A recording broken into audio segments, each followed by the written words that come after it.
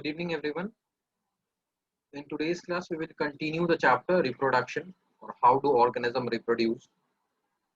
Last class में हमने sexual reproduction in flowering plants पढ़ लिया था. Today we will study about sexual reproduction in animals. So there are some points जो हमें recall करना है, जो हमने पिछले क्लास में पढ़ा था कि सेक्सुअल रिप्रोडक्शन को परफॉर्म करने के लिए स्पेशल टाइप के सेल्स होते हैं, मेल और फीमेल दोनों में. इनको हम जर्म सेल या गैमेट्स बोलते हैं. गैमेट जनरली इसको हम कहते हैं, ठीक है. Male gamete. Now this is what in animal we are going to study. Animal में जो मेल गैमेट्स होते हैं उनको हम बोलते हैं स्पर्म, और जो फीमेल गैमेट होते हैं उसे हम बोलते हैं ओवम, ठीक है. अभी you don't have to write. जब अभी मैं फ्लो चार्ट बनवाऊंगा then you need to copy it, ठीक है. अभी जस्ट एक बार गो थ्रू कर लो. नाउ जाइगोट क्या होता है? जब मेल गैमेट और फीमेल गैमेट आपस में मीट करते हैं तो एक नया सेल बनता है जिसको हम बोलते हैं जाइगोट. ये हमने पहले देखा हुआ था.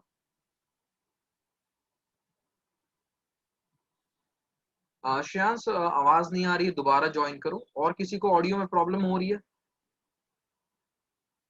और किसी को ऑडियो में इश्यू है? श्रेयांश, दोबारा ज्वाइन करो.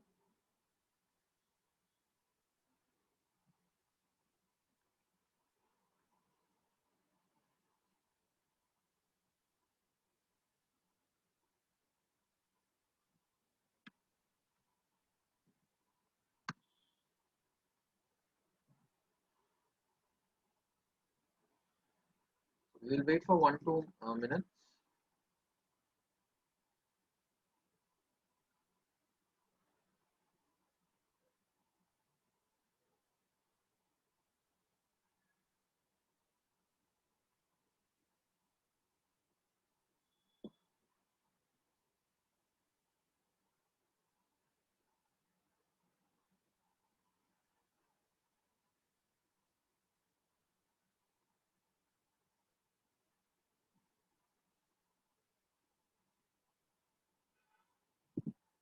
श्रेयांश, आवाज आ रही है?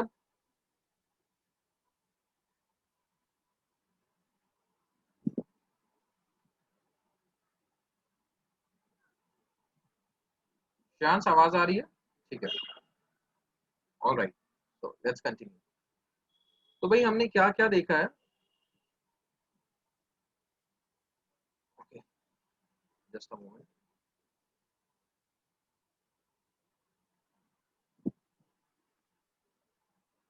तो हमने ये देखा था कि जब मेल गैमेट और फीमेल गैमेट आपस में कंबाइन करता है जिसको हम बोलते हैं फ्यूजन ऑफ गैमेट, तो एक नया सेल बनता है जिसको हम क्या बोलते हैं? जाइगोट. तो जाइगोट कब बनता है? जब मेल और फीमेल गैमेट आपस में फ्यूज कर रहा होता है. फर्टिलाइजेशन क्या होता है? ये मेल और फीमेल गैमेट का जो फ्यूजन होता है दैट इज कॉल्ड फर्टिलाइजेशन, ठीक है. एम्ब्रियो क्या होता है? जाइगोट सिंगल सेल होता है. जब वो खुद ही मल्टीप्लाई होने लगता है और अ बॉल ऑफ सेल्स बनाता है तो उसे हम क्या बोलते हैं? एम्ब्रियो बोलते हैं. तो ये बेसिकली इसमें से 90% चीजें हमने लास्ट क्लास में पढ़ा हुआ था. हमने यहाँ पे सिर्फ दो नई चीजें सीखी कि मेल गैमेट को स्पर्म बोलते हैं और फीमेल गैमेट को ओवम बोलते हैं, ठीक है. जिसका प्लूरल होता है ओवा या एग. ये हमने नया सीखा है. ये प्लांट के केस में नहीं होता है, ठीक है. प्लांट के केस में we do not call the male gamete as a sperm. It is only in animals कि मेल गैमेट को स्पर्म कहा जाता है, ठीक है. So let's continue today's class now.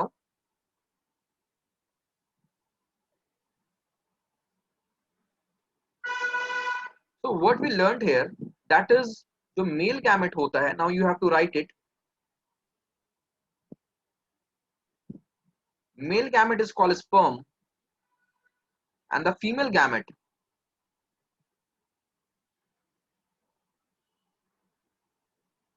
is called ovum or egg. Plural is ova.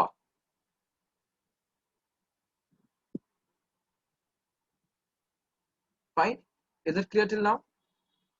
Now, इसके बाद हम आगे देखते हैं. Now animals में ये जो male gamete और female gamete होते हैं, ठीक है, ये एक सर्टेन एज रीच करने के बाद ही रिलीज होना शुरू होते हैं, ठीक है. एनिमल्स में बेसिकली अभी हम ह्यूमन बीइंग की बात कर रहे हैं, इन ह्यूमन बीइंग्स ये जो मेल गैमेट और फीमेल गैमेट होते हैं, ये एक सर्टेन एज अटेन करने के बाद ही रिलीज होने शुरू होते हैं। तो हम बोलते हैं जो इंडिविजुअल है उसने रिप्रोडक्टिव मैच्योरिटी अटेन कर ली है।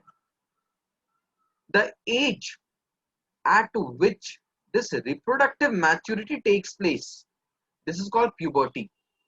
Puberty क्या होता है? Reproductive maturity होता है। So what is the puberty? It is reproductive maturity.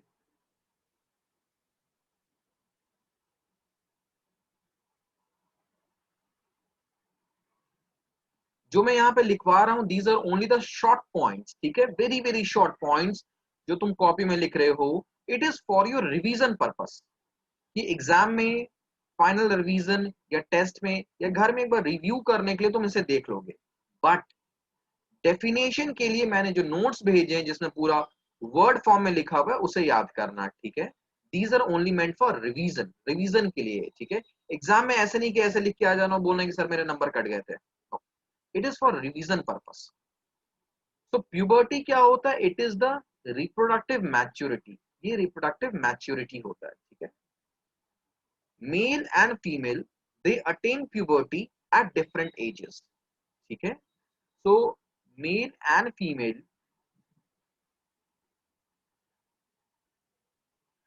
attain puberty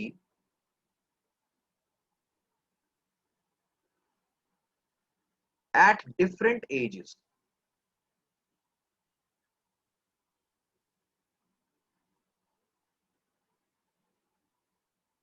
ठीक है। It varies from 10 to 14 years, 10 years to 40 years में वैरी करता है। There is no fixed age कि इसमें ही puberty आ जाएगा। Also it varies from individual to individual, different people can attain maturity at different period of time, ठीक है। Generally it is 10 to 14 years, ठीक है। Generally it is 10 to 14 years,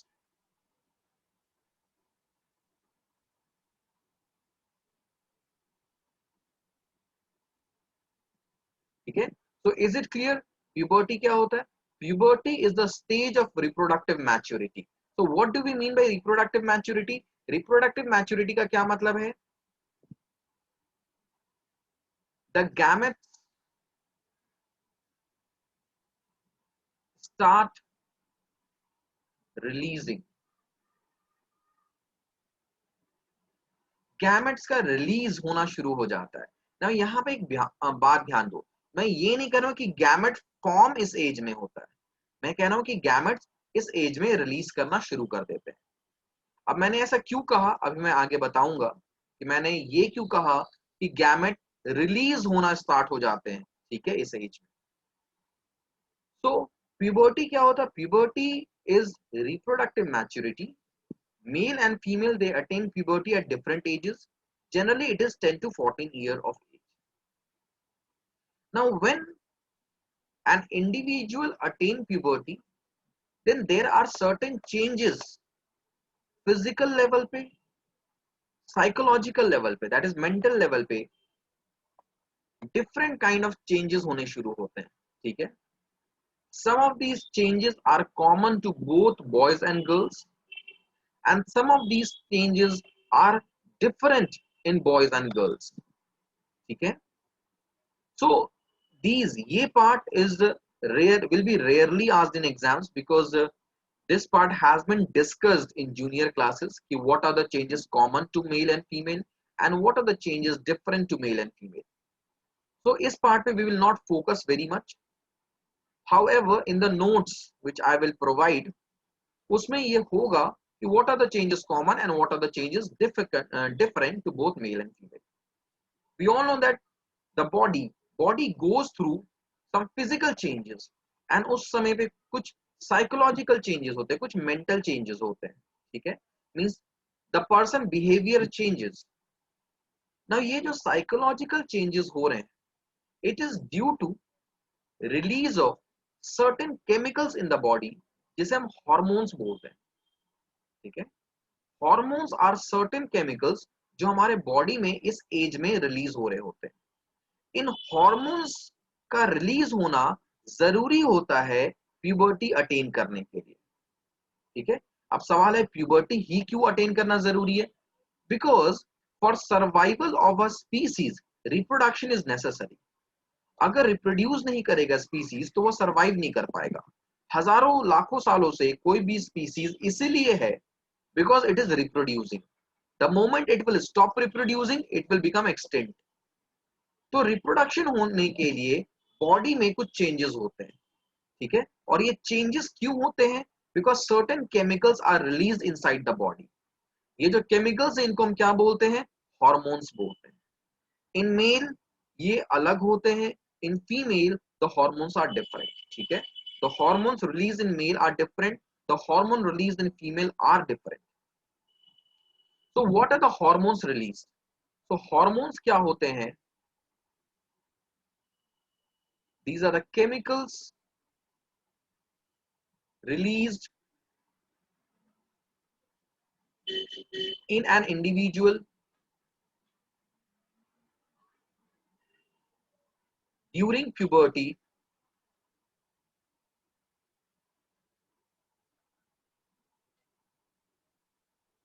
हम इसे बोलते हैं they lead to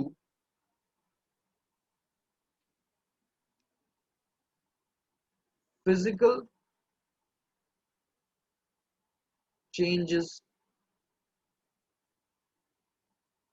in an individual.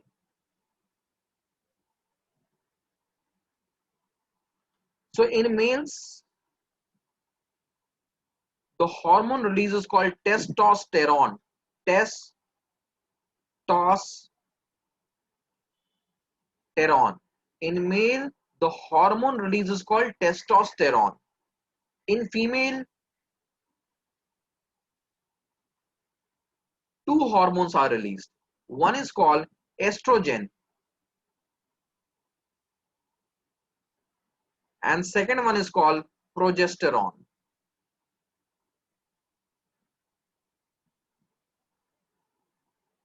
In male, testosterone is released. In female, estrogen and progesterone is released. If you have copied till here, let me know in the chat.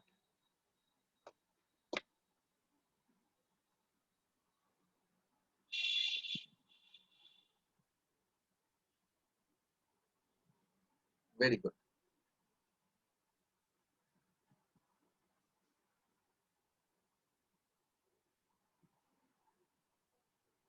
यहां तक किसी बच्चे को doubt है?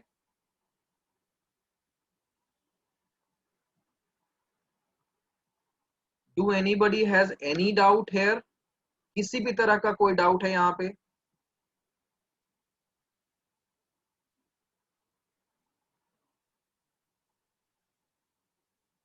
Hormones, yes, hormones start releasing during the puberty.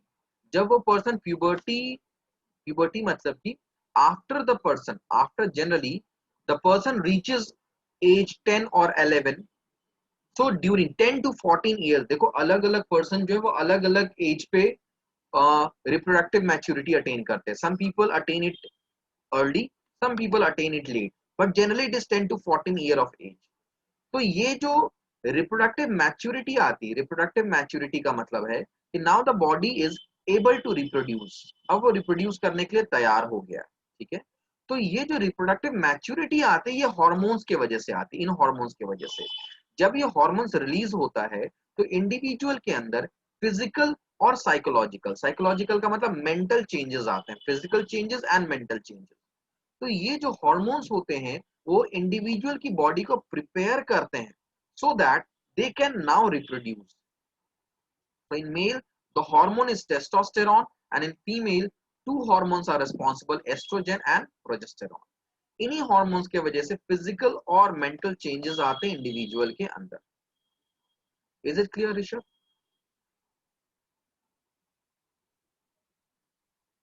Okay. Anybody has any doubt here? Fine. So we will move on to next part.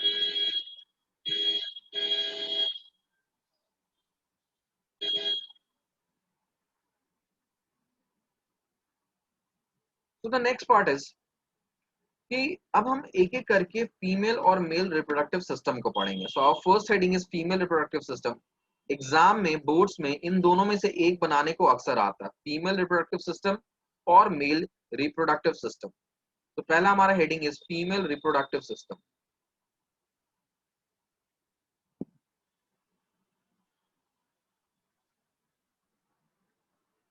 तो पहले तुम देखो how to make it.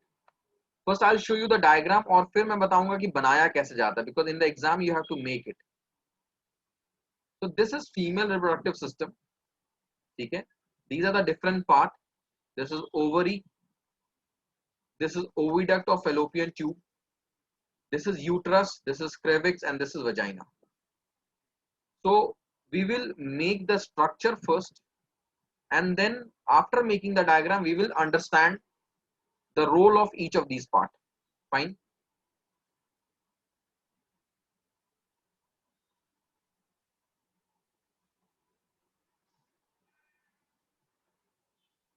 So first we will start by making ovaries. So there are two ovaries. ठीक है, मैं साथ साथ इनके फंक्शन भी बताते जाऊंगा और आई विल से दैट साथ साथ ही बनाते जाना. एक बार देख लो फिर बना लो. ठीक है, ओवरीज का क्या फंक्शन होता है कि they produce ovum. Now what is ovum?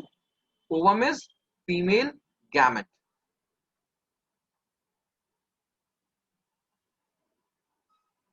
which is also called as egg.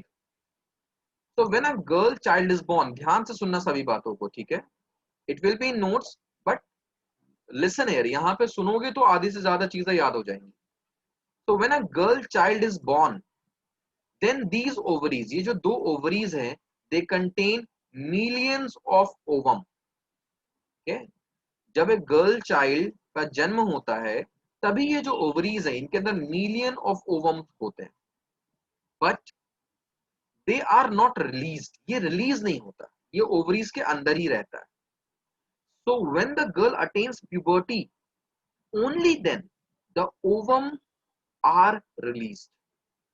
ठीक है, मैंने भी बताया था कि मैंने भी एक बात कह रहा था. तो मैंने यहाँ पे जो लिखवाया था कि गैमेट्स स्टार्ट रिलीजिंग, मैंने ये बोला था, मैंने स्टार्ट रिलीजिंग क्यों बोला है, मैंने यहाँ पे फॉर्मेशन की बात नहीं की है.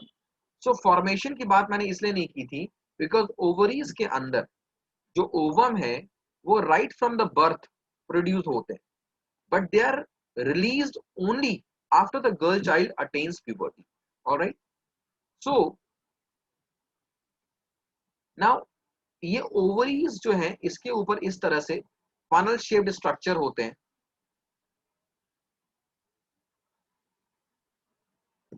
So these are funnel shaped structures.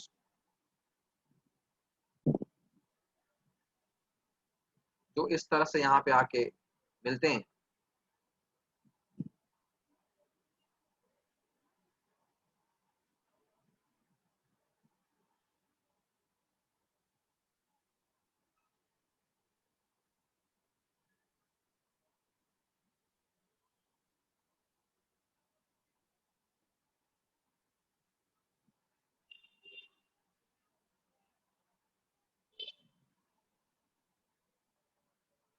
ठीक है, सो दीज ये जो फनल शेप्ड स्ट्रक्चर है इनको हम बोलते हैं फैलोपियन ट्यूब.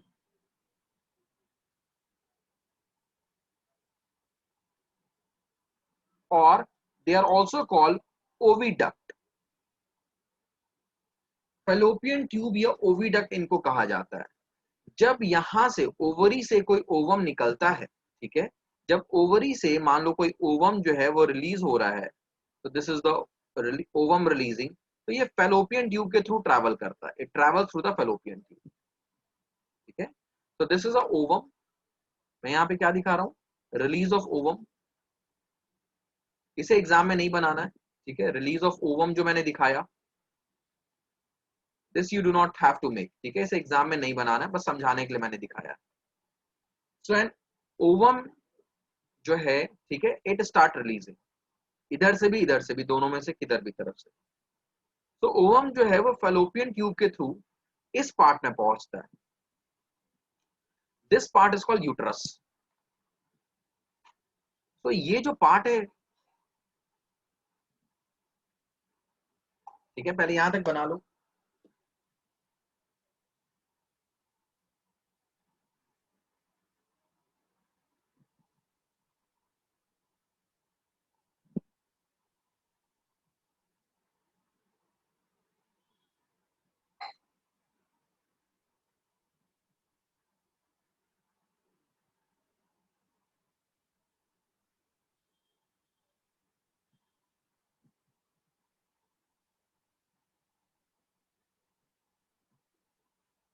ठीक है, so now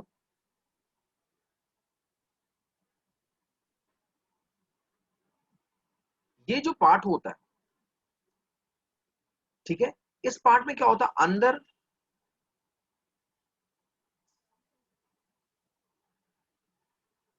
there lot of blood vessels, ये ब्लड वेसल्स है जो यहाँ पे डिपॉजिटेड होते हैं।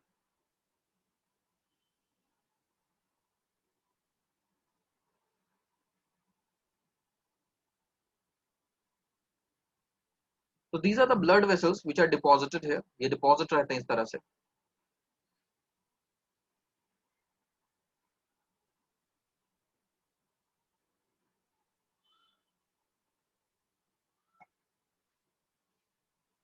ठीक है, so this is known as,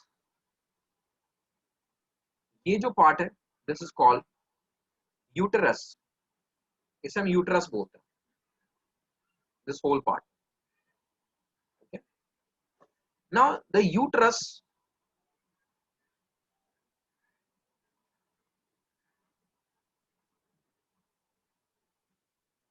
it opens into another part. This part is called,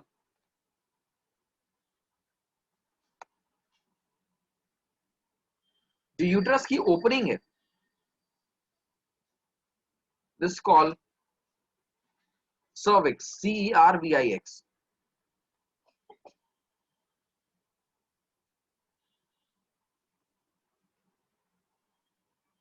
So this part is called cervix. मैं इसे इस तरह से इसका एक आउटर वॉल क्रिएट करता हूं यहाँ पे।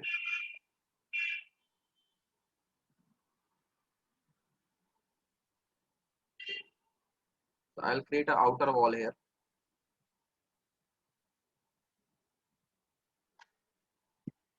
So this is called cervix, या cervix, and this part is called vagina.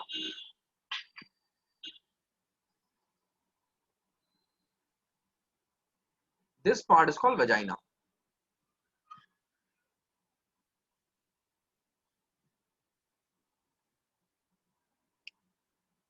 अब एक एक करके इसका फंक्शन समझते हैं। जो ओवरी से ओवम निकलते हैं और एग निकलते हैं, वो फेलोपियन ट्यूब से ट्रैवल करते हैं and they reach the uterus, वो यूट्रस में पहुंचते हैं। तो यूट्रस के अंदर क्या होता है, अब दो पॉसिबिलिटी यूट्रस के अंदर, ठीक है, यूट्रस के अंदर दो पॉसिबिलिटी है कि या तो ये जो ओवम है इट विल मीट, ठीक है, it will meet the male gamete, female gamete male gamete से मीट करेगा, और ऐसा नहीं होगा। दो पॉसिबिलिटीज है, ठीक है। तो अब मेल गैमेट कहां से आता है, तो male gamete enters through vagina.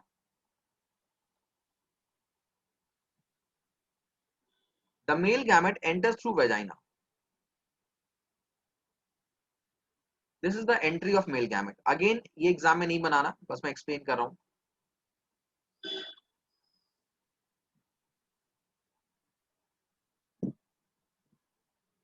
So now the male gamete travel upward,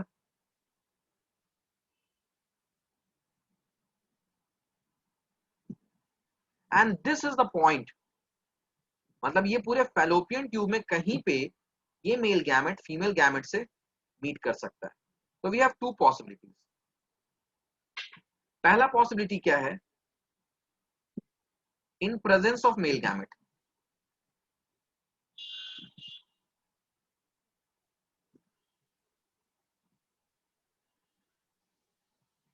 अगर मेल गैमेट प्रेजेंट होता है तो क्या होता है? So fusion takes place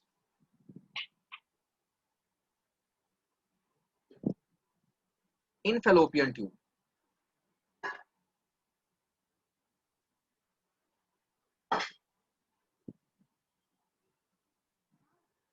that I was telling Rishabh, ये जो फ्यूजन है it takes place in the fallopian tube. ठीक है, मेल गैमेट फीमेल गैमेट को एनकाउंटर कहां पर करता है? फेलोपियन ट्यूब में करता है. 1 मार्क का क्वेश्चन आ सकता है. The fusion takes place in fallopian tube and fertilization takes place. या फिर इसको मैं नेक्स्ट पॉइंट में लिख देता हूं. ठीक है, तो पहला पॉइंट क्या है? Fusion takes place in fallopian tube. दूसरा पॉइंट क्या है?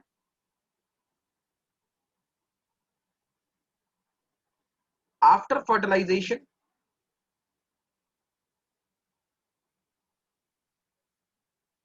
Zygote is form. सभी को पता है जाइगोट क्या होता है.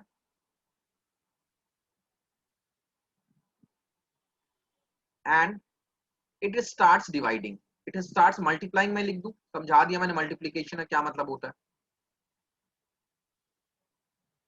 तो ये सब कुछ कहां पर हो रहा है? फिलहाल अभी फेलोपियन ट्यूब में ही हो रहा है. सब कुछ ये जो मल्टीप्लीकेशन हो रहा है कहां पे हो रहा है? फेलोपियन ट्यूब में हो रहा है. सो अब क्या होता है? It becomes a ball of cells. ठीक है, बॉल ऑफ सेल्स हो जाता है. धीरे धीरे जाइगोट क्या हो रहा है? मल्टीप्लाई हो रहा है. तो जाइगोट मल्टीप्लाई होता है और क्या बनता है? एम्ब्रियो बन जाता है. नाउ ये जो मल्टी जब ये जाइगोट मल्टीप्लाई हो रहा होता है then it starts coming back to the ureter, sorry uterus. Uterus की तरफ वो मूव करने लगता है. जो हमारा एम्ब्रियो है, ठीक है, एम्ब्रियो बेसिकली जब जाइगोट मल्टीप्लाई हो रहा है तो जो एम्ब्रियो बन रहा है वो कहां किधर मूव कर रहा है? It is moving towards the uterus. तो embryo move towards uterus and implants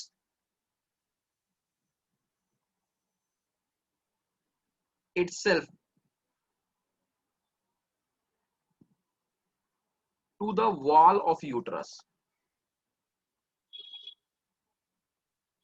मतलब एम्ब्रियो जो यहां से निकलना शुरू हुआ, ठीक है, जो एम्ब्रियो बन गया वो एम्ब्रियो अपने आप को क्या करता है? इस तरह से इम्प्लांट कर लेता है. ठीक है, एम्ब्रियो का अब यहां से मूवमेंट हो रहा है. तो दिस इज एम्ब्रियो.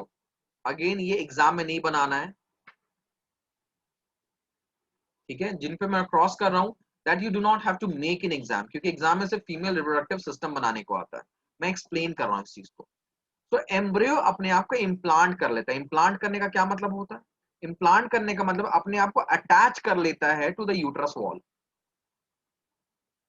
अब ऐसा एम्ब्रियो क्यों करता है ये समझो. हमने लास्ट क्लास में पढ़ा था कि जो मेल गैमेट और फीमेल गैमेट होता है उसमें फीमेल गैमेट के पास फूड होता है जो जाइगोट बनने के बाद यूज हो रहा होता है. बट वो फूड कब तक चलेगा? इट विल गेट, वो खत्म हो जाएगा. As the zygote will start multiplying तो उसकी जो नीड्स होगी, एनर्जी नीड्स, वो बढ़ते जाएगी और वो फूड खत्म हो जाएगा. सो फर्दर एनर्जी एक्वायर करने के लिए ये जो एम्ब्रियो है वो अपने आप को यूट्राइन वॉल में, यूट्रस के वॉल में इम्प्लांट कर लेता है, अटैच कर लेता है. ठीक है, तो ये अटैचमेंट किस तरह से होता है ये मैं बता रहा हूं. यहां पे मैं अलग से दिखाऊंगा. तो दिस इज यूट्रस वॉल. मैंने बोला यूट्रस के वॉल में जो मैंने ग्रीन कलर का शेड किया वो क्या किया है? Blood vessels. ठीक है, ब्लड वेसल्स है यहाँ पे. तो these are the blood vessels.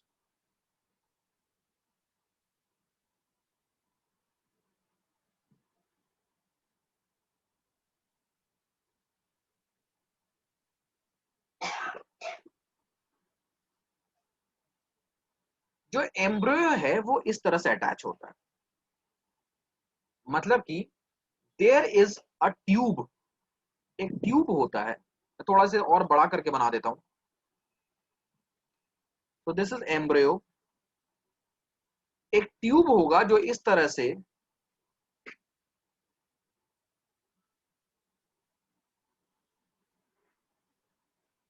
Embryo को होल्ड करके रखेगा, मतलब embryo is attached to the uterus wall through a tube, एक ट्यूब होता है, this tube is called placenta. ये जो ट्यूब है इसे हम क्या बोलते हैं, प्लासेंटा। और ये क्या है, ये हमारा एम्ब्रियो।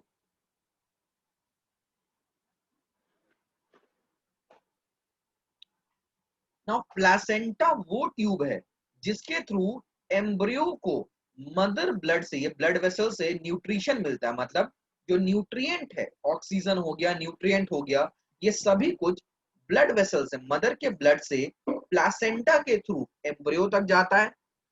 और एम्ब्रियो क्या, एक लिविंग सेल है, तो लिविंग सेल तो वेस्ट तो प्रोड्यूस करेगा ना, तो ये वेस्ट जो है ना, ये इसी प्लासेंटा से वापस चला जाता है इनटू द मदर्स ब्लड। मतलब ये प्लासेंटा है, it is a passage. Mother's blood से जो न्यूट्रिएंट है वो इस प्लासेंटा के थ्रू एम्ब्रियो तक आता है, और एम्ब्रियो जो भी वेस्ट जनरेट कर रहा है वो इस प्लासेंटा के थ्रू मदर्स के ब्लड में चला जाता है। यहां तक बात समझ में आई सभी को? डायग्राम साथ साथ बनाना, ठीक है, बाद में याद नहीं रहेगा। प्लासेंटा का डायग्राम एग्जाम में बनाने को नहीं आता, this is again not from examination point of view, but इस पे डिटेल जरूर पूछा जाएगा, इसलिए मैं बना के दिखा रहा हूं। Once you have copied it let me know, ठीक है, फिर मैं आगे करवाऊंगा।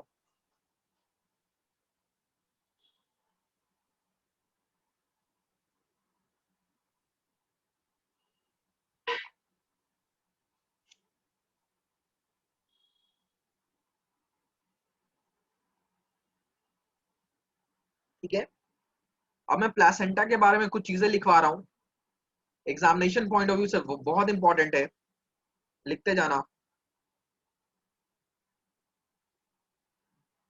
अच्छा, ये सभी ने कॉपी कर लिया ना, इन प्रेजेंस ऑफ मेल गैमेट वाला पार्ट, ये सभी ने कॉपी कर लिया होगा। मैं इसको मिटा देता हूं, ठीक है।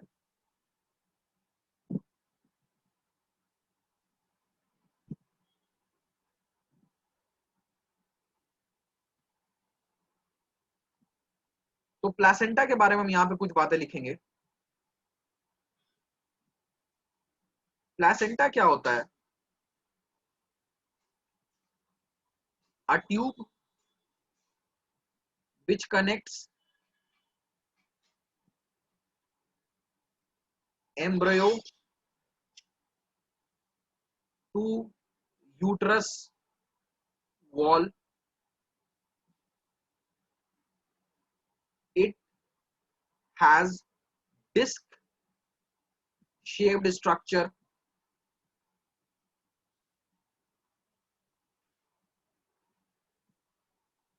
on embryo side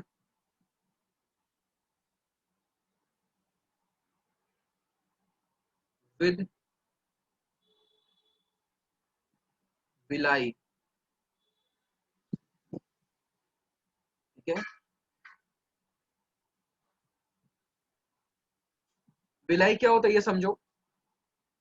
जैसे मान लो ये प्लासेंटा है, देखो मैं जो जो डायग्राम बना रहा हूँ सब बनाना, ठीक है, एग्जाम में बनाने को नहीं आएगा बट तुम्हें समझने के लिए इंपॉर्टेंट है। तो ये प्लासेंटा है,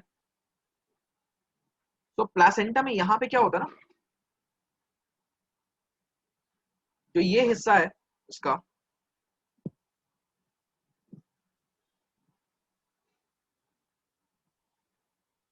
ये डिस्क लाइक स्ट्रक्चर है।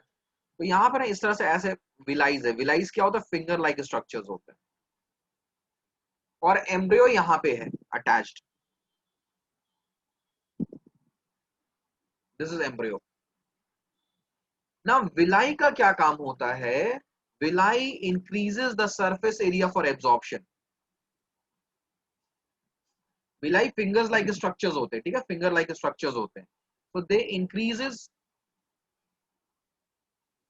The surface area for absorption.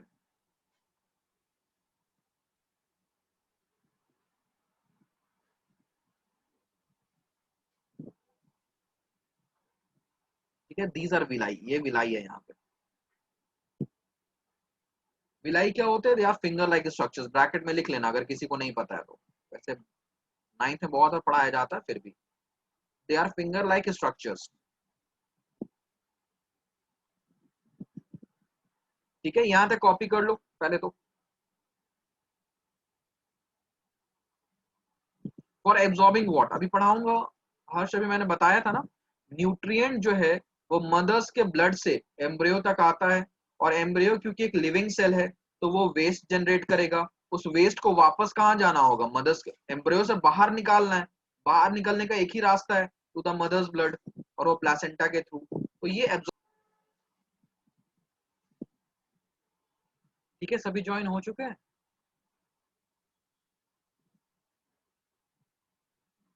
मेरे हिसाब से सभी ज्वाइन हो गए। चलो, तो मैं बता क्या रहा था, मैं बता रहा था हर्ष ने ये पूछा था कि एब्जॉर्बिंग व्हाट, तो मैं एब्जॉर्प्शन का बता रहा हूँ क्या एब्जॉर्प्शन होता है। तो न्यूट्रिएंट्स फ्रॉम मदर्स ब्लड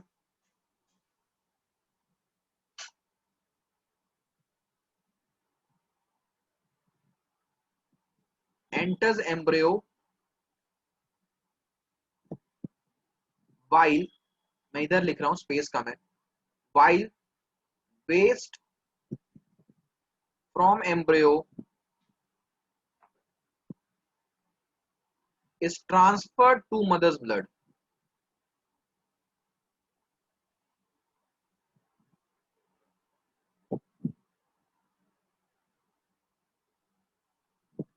ठीक है, प्लासेंटा का रोल क्या है, ये basically this is role of placenta, इसको लिख लेना। The role of placenta is nutrient from the mother's blood enters the embryo while the waste from the embryo is transferred to the mother's blood। तो सब यहीं पर हो रहा होता है। ठीक है, जो न्यूट्रिएंट होता है, न्यूट्रिएंट एम्ब्रियो में जा रहा होता है, जबकि जो वेस्ट है वो बाहर आ रहा होता है। ठीक है, रेड कलर से मैंने न्यूट्रिएंट बनाया है, तुम ऐसे मार्क करके लिख देना, दिस इज न्यूट्रिएंट जो अंदर जा रहा है, और ग्रीन कलर से मैं क्या दिखा रहा हूं, वेस्ट जो बाहर आ रहा है। तो ये सब कुछ जो है वो बेसिकली कैसे होता है, एब्जॉर्ब हो रहा होता है, एम्ब्रियो इसको एब्जॉर्ब कर रहा होता है। तो ये जो सरफेस एरिया, क्योंकि यहाँ पे विलाई है तो क्या सरफेस एरिया ज्यादा है एब्जॉर्प्शन के लिए, तो एम्ब्रियो को ज्यादा मतलब ज्यादा एफिशिएंटली वो न्यूट्रिएंट को एब्जॉर्ब भी कर ले रहे हैं और वेस्ट प्रोडक्ट को रिलीज भी कर दे रहा है। हर्ष, बात आई समझ में?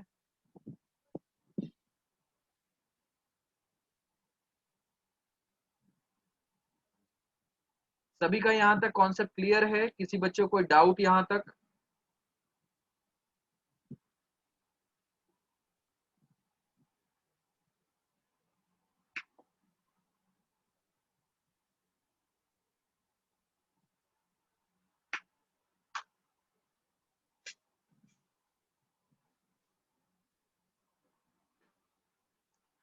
ठीक है, तो ये मैंने प्लेसेंटा के बारे में बताया कि प्लेसेंटा क्या रोल करता है, क्या रोल प्ले करता है।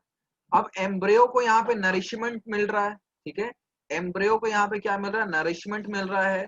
सो एम्ब्रियो नरिश होता है, और नरिश होने के बाद after a period of generally 9 months, 9 months के पीरियड के बाद that embryo develops into a child जो कि विच इज रिप्रोड्यूस। ठीक है, तो फर्दर मतलब ये जो हमने लिखा था ना, ये पॉइंट्स जो यहाँ पे हम लिख रहे थे कि क्या क्या होता है यहाँ पे। ठीक है, इसमें यहाँ पे इस पे नंबरिंग कर देना, this is numbering 1, this is 2, this is 3, इसको नंबरिंग कर देना। ठीक है, जो पहले मैंने लिखवाया था in the presence of gamete उसको 1 2 3 कर देना।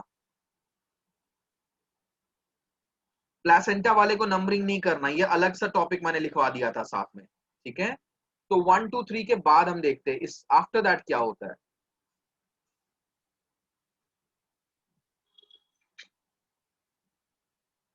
तो फोर्थ पॉइंट लिखो, तुम कहीं भी लिख लेना अलग से। ठीक है, फोर्थ पॉइंट में क्या होता है,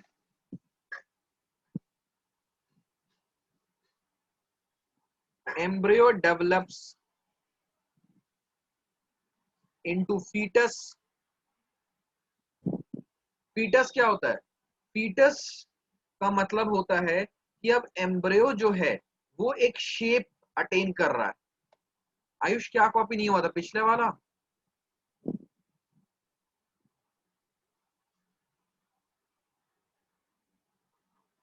ये वाली कॉपी नहीं हुई थी क्या आयुष?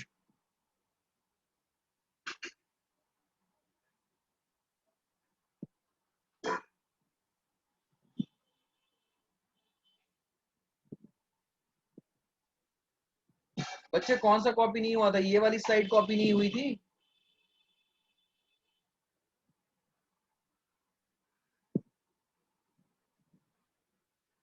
कॉपी करो, कॉपी करके कंफर्म करो। इसमें जो है कॉपी करना, साथ साथ कॉपी करते रहा करो बच्चों, ठीक है? साथ साथ कॉपी करते रहा करो।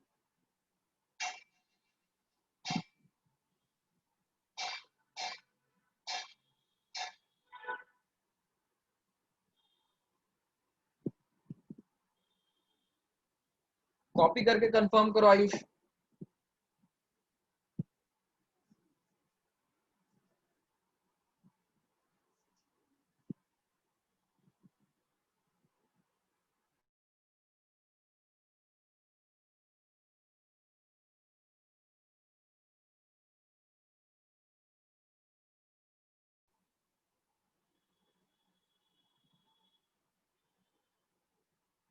आयुष कॉपी हो गई है?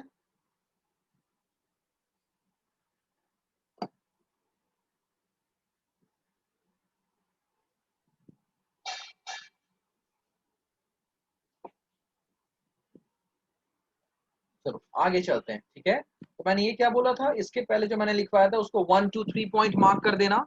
तो embryo develop into fetus. Fetus क्या होता है? एम्ब्रियो डेवलप करता करता, ठीक है, एक मतलब जो डेवलप हो रहा है, डेवलपमेंट के बाद फीटस वो स्टेज होता है when the physical features can be identified. Fetus embryo का वो स्टेज होता है जहां पर फिजिकल फीचर्स मतलब कि हाथ वगैरह दिखने लगते हैं, सर वगैरह दिखने लगता है, तो उसको हम बोलते हैं फीटस, ठीक है? फीटस क्या होता है? Fetus is a stage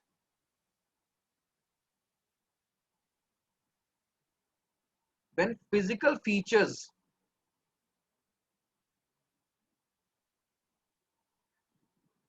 can be identified, ठीक है? यहाँ पे मैं बड़ा हौच पौच हो गया है, तुम लिख लेना। फीटस वो स्टेज होता है एम्ब्रियो का जब फिजिकल फीचर्स आइडेंटिफाई किए जा सकते हैं। हम बहुत बार सुनते हैं गवर्नमेंट स्कीम्स निकालती है against female foeticide.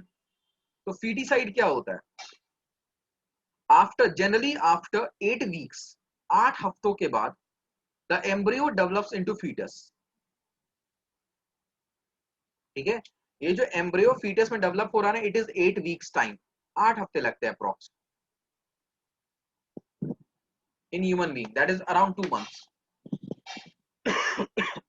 So after 2 months, what happened? जो एम्ब्रियो है वो फीटस में डेवलप कर चुका है and the physical features can be identified using ultrasounds, ठीक है? अल्ट्रासाउंड हमने क्लास 9th में पढ़ा था साउंड चैप्टर में। तो using those methods, scanning method करके, it can be identified whether the foetus is a male foetus और अ फीमेल फीटस। ये आइडेंटिफाई किया जा सकता है इस स्टेज में।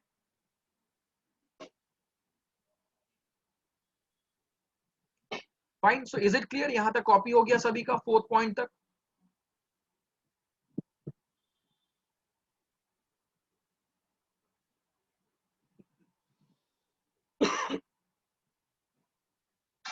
फाइन। तो इसके बाद क्या होता है? इसके बाद after 7 more months the fetus develop into a full grown baby, ठीक है? And the baby comes out of the female reproductive organ, ठीक है? तो इसके बाद I will write it in next slide.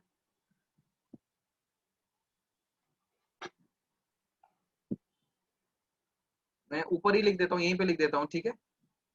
फिर नेक्स्ट स्लाइड में जाना पड़ेगा, यहाँ पे लिख देता हूँ। तो after 7 more months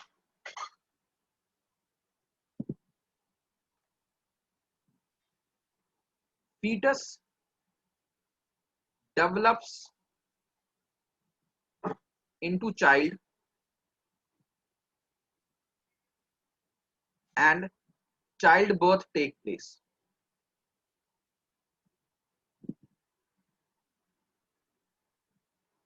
So the child comes out through this part.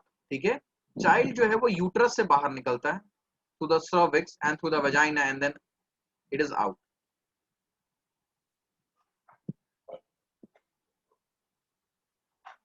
ठीक है, so total time is 9 months. Total time is 9 months. 2 months it takes for embryo to develop into fetus and 7 more months it takes for fetus to develop into a child. So total 9 months is the time in human beings during which a child develops inside the womb. इसे womb भी कहा जाता है uterus को, womb of the mother. So is it clear now?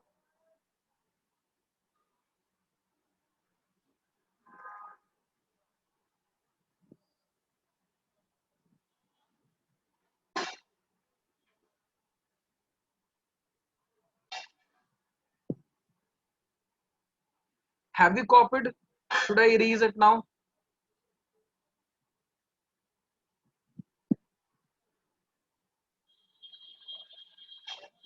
Fine. So I'm erasing some part जो already पहले लिखवा दिया था.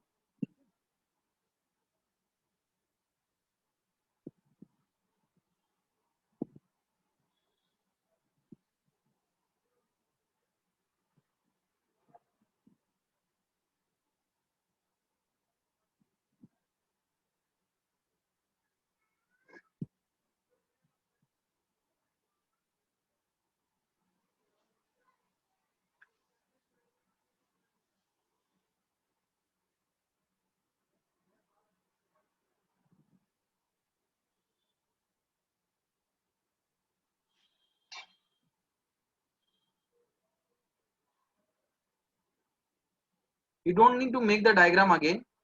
बस समझ लेना इस बात को क्या मैं समझाना चाह रहा हूँ.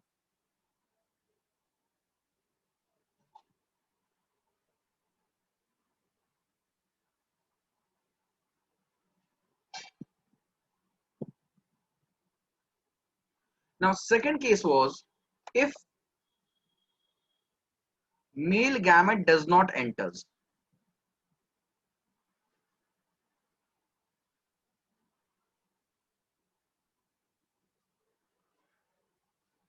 अगर फीमेल रिप्रोडक्टिव सिस्टम में मेल गैमेट एंटर नहीं किया तो क्या होगा? The ovum will be released as usual. Ovum will come here. Now जब यहां पर आएगा it will see that there is no male gamete. ठीक है, so ovum dies if it is not fertilized.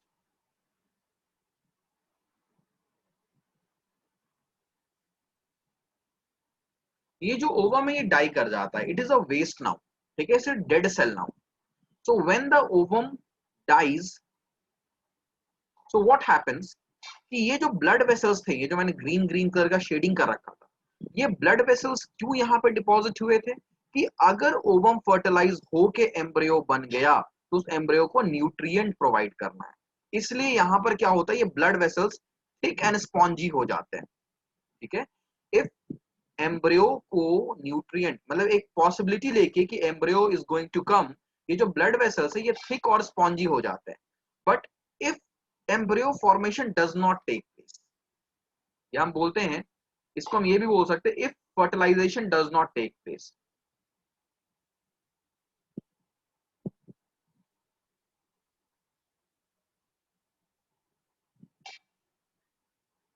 अगर फर्टिलाइजेशन नहीं हुआ then the ovum dies, ovum die कर जाता है. ठीक है, the blood vessels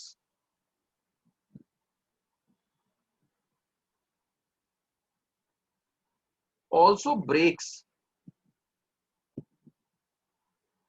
and comes out of vagina in form of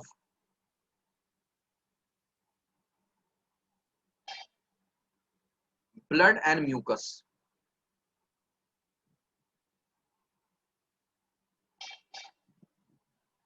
ठीक है, mucus is a thick substance inside our body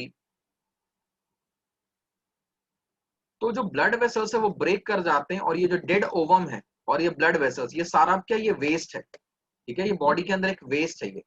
So now it comes out of the body in the form of blood and mucus. ठीक है, so they start coming out of the body in the form of blood and mucus. Now this process is called menstruation.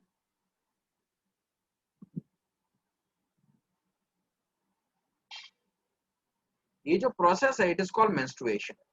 Which process? The process when the blood vessels breaks and comes out of the vagina in the form of blood and mucus.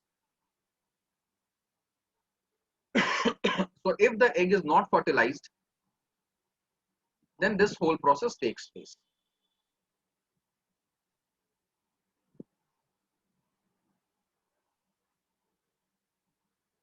Okay, if you have copied here, then confirm me.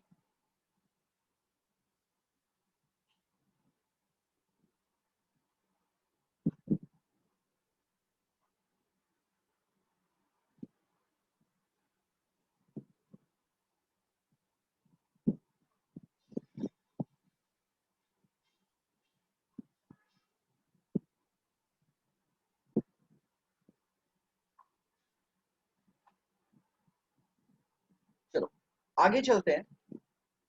अब ये देखो, जो ये ovaries ovum release करते हैं ना, it takes place every month. ठीक है, so once in a month any one of the ovary, ध्यान दो, once in a month any one of the ovary releases one ovum. ठीक है, एक सर्टेन टाइम पीरियड में, दैट इज अराउंड 1 मंथ में, दोनों में से कोई एक ओवरी एक ओवम को रिलीज करता है. ठीक है, अगर लेफ्ट वाला कर रहा है तो राइट वाला नहीं करेगा, राइट वाला कर रहा है तो लेफ्ट वाला नहीं करेगा. ठीक है, और सिर्फ एक ही ओवम, ऑल्दो ओवरीज के अंदर there are millions of ovum, but release सिर्फ एक ही ओवम होगा. So every after every certain period, that is after every month, ये जो यूट्रस है, it is preparing itself to receive the embryo. Uterus हर मंथ एक पॉसिबिलिटी लेके चल रहा है कि एम्ब्रियो विल कम. ठीक है, तो एवरी मंथ, जैसे ये पूरी एम्ब्रियो फर्टिलाइजेशन नहीं हुआ था तो यूट्रस ब्रेक कर गया था, यूट्रस की ब्लड लाइनिंग्स ब्रेक कर गई थी, and it came out of the vagina. But next time, ठीक है, next time what happens, after certain time these ovary will again release one ovum, so the uterus will again prepare itself. ठीक है, now the same cycle will repeat. अगर fertilise हो गया तो वो पूरा प्लासेंटा वाला कंसेप्ट होगा, अगर फर्टिलाइज नहीं हुआ तो again it will break and it will come out of the vagina. So this cycle keep on repeating itself every month. So क्योंकि ये जो menstruation का cycle है वो repeat होता रहता है after every month, so it is called menstrual cycle.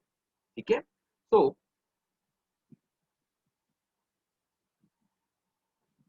each month, this is a tentative time period, एक approximate time period है, ovary releases an ovum.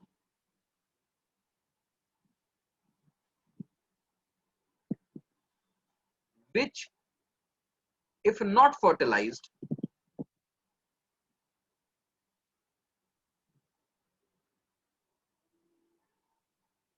if not fertilized, comes out in form of menstruation.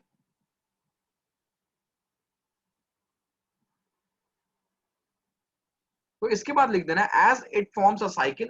ठीक है, मैं यहाँ पे लिखवा नहीं रहा हूँ, please write it as it forms a cycle, that is every month it is going to happen, so that's why it is called a menstrual cycle, इसलिए इसको मेंस्ट्रुअल साइकिल बोलते हैं. ठीक है, I do not have space here, मैं लिख नहीं रहा हूँ, but you must write it as it takes place every month. ठीक है, if the egg is not fertilized, it takes place every month, तो ये एक साइकिल फॉर्म कर जाता है, फिर से ये पूरा वेस्ट बाहर आएगा, again the uterus will prepare itself. ठीक है, and it will same go on and go on and go on, so it is called a cycle.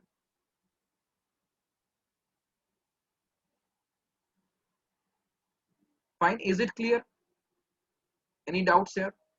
Okay, one doubt is कि what happen when the egg is fertilized, that is अगर embryo formation हो गया तब क्या होगा? तो जब embryo formation होता है ना, तो उस केस में the ovary stops releasing ovum. अगर embryo formation हो रहा है, हमने देखा embryo formation में कितना टाइम लग रहा है, मतलब चाइल्ड बर्थ में अराउंड 9 मंथ, तो उस ड्यूरेशन में the ovary does not releases ovum. After the child is born, ठीक है, then the ovary starts its function again. Fine. After the child is born the ovary restarts its function. लेकिन जब तक embryo का पूरा development हो रहा होता है, नरिशमेंट हो रहा होता है, उस दौरान no ovum is release, ovum release होना बंद हो जाता है. ठीक है. Is it clear to everybody?